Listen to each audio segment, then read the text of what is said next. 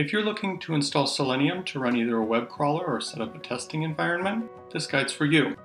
All of the commands and notes will be at the Potent Pages link in the description down below.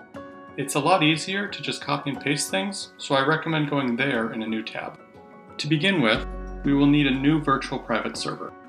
Personally, I recommend going with either DigitalOcean or Hetzner. At Potent Pages, we have dozens of VPSs, and we have had the best experience with these two providers. To set up your VPS, head on over to your hosting provider. Follow their instructions to add in a new virtual private server. When you select your operating system, we're going to go with Ubuntu for this guide. We won't need a very big VPS, just large enough to run a web browser for the most part. Think 1 gig of RAM and 1 CPU core. You can get one that's larger, of course, but this is the minimum.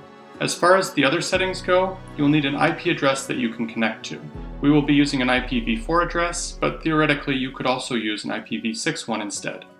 When it's set up, you'll also need to enable some ports on your firewall. Make sure port 22 is enabled for SSH.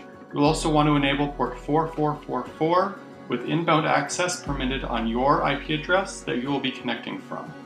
Now that that's set up, make sure that you can SSH into your machine. The exact instructions may depend on whatever hosting provider you're using. However, on DigitalOcean and Hetzner, you upload your public SSH key when creating your VPS. Then you connect in using the root user at the IP address they give you. You may be asked if the SSH key is okay the first time you log in. If that's the case, type yes and you should be able to log in. Now that that's done, you're going to want to make sure that the machine is up to date. To do this, you'll want to run sudo apt-get update, then type sudo apt upgrade-y. This may take a bit of time to complete. To install Docker, we will want to use the following instructions for setting up Docker Compose. The official instructions are in the link down below. I recommend literally copying and pasting these instructions into your terminal. Usually it's Ctrl-Shift-V for pasting on Windows or Command-Shift-V for pasting on Mac. To start with, we'll install a couple of packages to download and install the Docker GPG key. Next, we'll want to add the Docker repository to our apt sources. This will allow for easy installation and updating. Finally, we can install the Docker packages. You can test the Docker installation by running sudo docker run hello-world. We're going to install Selenium Grid next using Docker Compose. You're going to want to create a new folder for your dockercompose.yml file. I usually put mine in this folder. You can create this folder with the following command. Next, you'll want to copy and paste the following text into a dockercompose.yml file in the Selenium folder. You can change the settings as you'd like. For example, if you want more sessions available, you can change the max sessions setting. You'll want to create a file with your favorite terminal-based text editor.